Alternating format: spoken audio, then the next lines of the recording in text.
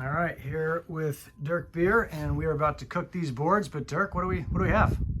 Well, we're going from from our original prototype here with soldered wires and the perf board or whatever it's called to a board design that we're going to actually flow solder things onto.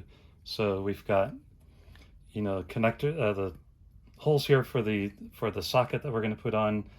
We've got a CC1101 chip that we're actually going to solder on here instead of having it in a socket. We also have a 18650 battery holder here and a way to connect that to the board. So first experiment with this, we've got a solder template to help us accurately put the paste on there, and then once we have it all together, it'll be time to test it and see if it actually works successfully. Awesome.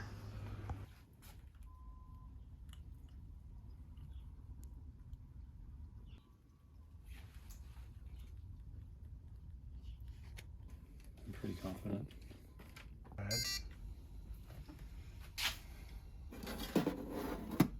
All right, we just finished up. This guy looks like it's ready to pull out. Let's see what we got. All right. Here. Do this too soon, you burn yourself. Looking good so far. So it looks like it's pretty well lined up, and I don't see any bridging. Looking good. So now it's time to put it together and do some testing.